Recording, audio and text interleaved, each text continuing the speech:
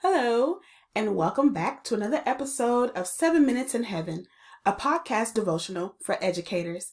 I am your host, Praisha Jordan, blogger-in-chief of prayerandpedagogy.com, where our mission is to edify, equip, and encourage educators everywhere. This is episode 7, Prisoners of Hope. Let's get into it. So today's word comes from Zechariah chapter 9, verse 12, and it reads, "Return to your fortress, you prisoners of hope. Even now I announce that I will restore twice as much to you." So for a little bit of background information, Zechariah is an Old Testament prophet, and one of the most interesting things that I discovered about this chapter was its connection to one of my other favorite chapters and verses, probably yours as well, Jeremiah chapter 29, verse 11. Here in Zechariah, the prophet is talking to the Israelites, and this is a time period where they are almost near the end of this period of exile. They have been being held captive by the Babylonians. And this goes back to Jeremiah chapter 29, specifically verse 11, which a lot of people love, especially around this time of the year. And it says, "For I know the plans I have for you, declares the Lord, plans to prosper you and not to harm you, to give you a hope and a future." And Jeremiah is laying out that promise as he is informing the Israelites that they are about to endure 70 years of captivity, of hardship, of trials, of challenges. And it kind of reframes what it means to think that God is promising to prosper us, to not harm us, to give us a hope and a future, as we are also being told we're about to endure captivity, hardship, slavery, and a lot of other challenges.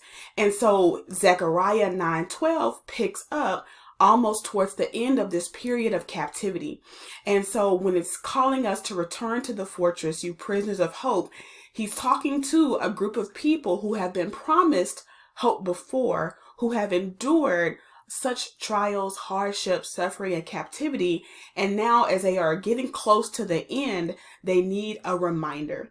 This verse really spoke to me this week because educators were getting ready to go back into the field.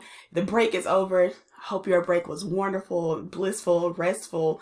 And now we're getting ready to go back into the field.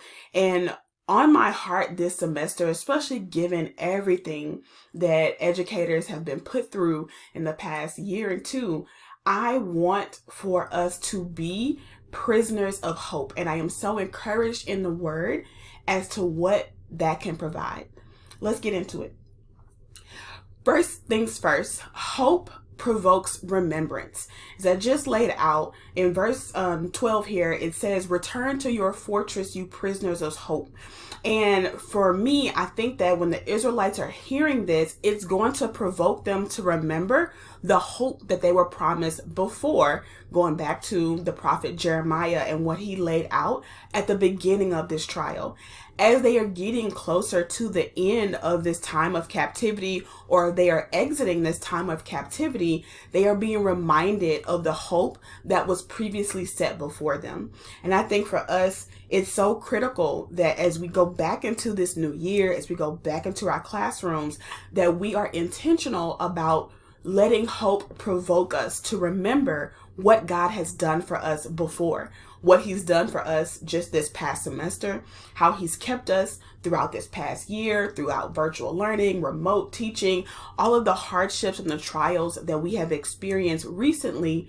We are sitting here today because God has kept us, and that hope that we have should provoke us to remember how good God has been to us in the past and allow us to imagine how good God will continue to be to us in the future. Secondly, hope provides refuge. It says here in verse 12, "Return to your fortress, you prisoners of hope."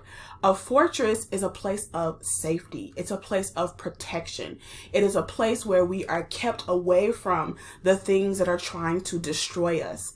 And when we have hope, when we allow ourselves to be held captive by hope, that is a place of protection and a place of safety. Oftentimes, we allow ourselves to be held captive by anxiety, to be held captive by worry, to be held captive by the issues and the challenges, by gossip and by other things that people will bring to us to distract us and to get us off of our path, things that we will allow for the enemy to come in and to plant voices and ideas that we weren't even thinking about. And now we're anxious, we're up, we're hyperventilating about these issues. But when we do that, we become prisoners to things that we were never meant to be bound to.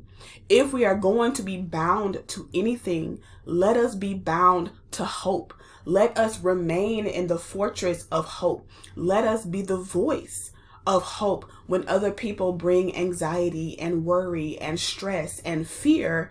We need to make sure that we retreat back to the fortress of hope, that we allow for hope to protect us, that we have verses and scriptures and promises from God that we can hold on to, that we can repeat, that we can say to ourselves, because that is where we are best protected.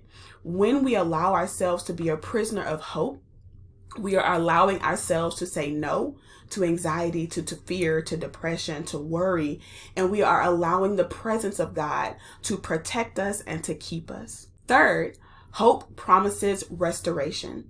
In the latter part of verse 12, it says, "Even now I announce that I will restore twice as much to you."